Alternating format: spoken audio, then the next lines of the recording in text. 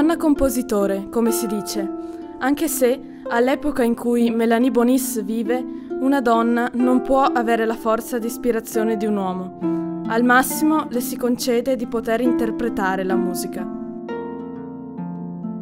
Allora conviene cercare uno pseudonimo che nasconda la sua femminilità.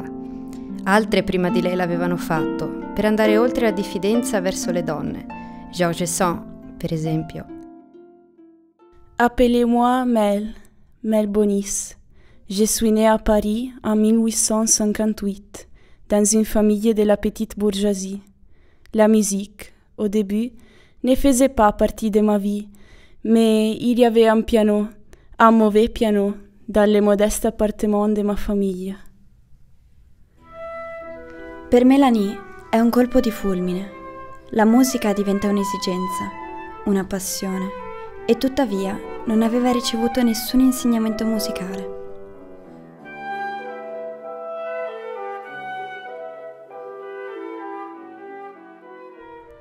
Parfois, les rêves se réalisent. Un ami de ma famille a insisté pour qu'on me donne des leçons de piano. Mes parents ont cédé. Eccola al conservatorio, sugli stessi banchi di Claude Debussy, e arriva il successo, i premi e l'amore. Il giovane cantante, Amédée Etik, entra nella sua vita. L'idylle et l'enfer.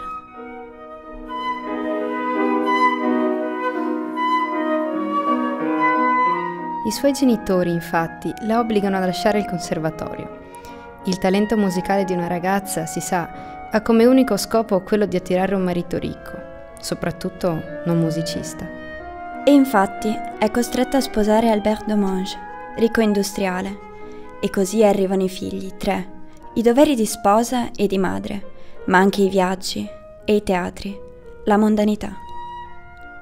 Mon grand piano à queue trônait dans le salon, mais il était couvert de poussière. Je ne le touchais plus. Mélanie ha sempre avuto una grande fede e, a Sarcelles, a nord di Parigi, dove suo marito ha una proprietà, va a messa tutte le domeniche. E in quella chiesa c'è un organo. L'orgue, pour moi, donne plus que tout autre instrument la dimension mystique de la musique. Decide così, quasi per gioco, di partecipare ad un concorso di valzer e vince il primo premio. Il nome di Mel Bonis non nuoceva certo alla reputazione di Madame Domange, donna di mondo.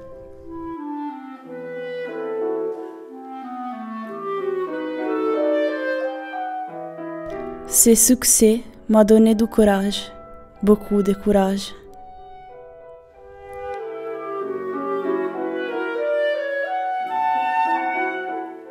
Poco a poco, ella pubblica un certo numero di sonate per piano alle edizioni Le Duc a Parigi. Ritrova il suo primo amore, Etik, con il quale compone diversi lavori musicali. C'est lui qui m'a redonné la motivation, la vie.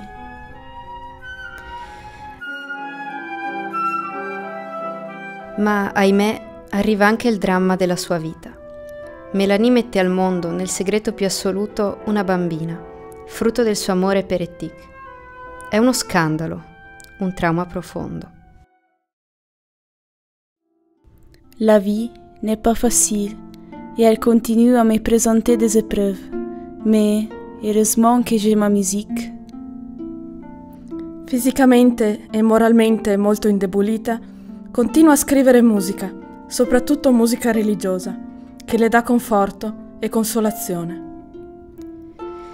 Mélanie Bonis muore il 18 marzo 1937, attorniata dai suoi, nella sua casa di Sarcelles. Je suis Mélanie Bonis. Je suis compositrice de musique classique, même si les compositeurs appréciés sont tous des hommes.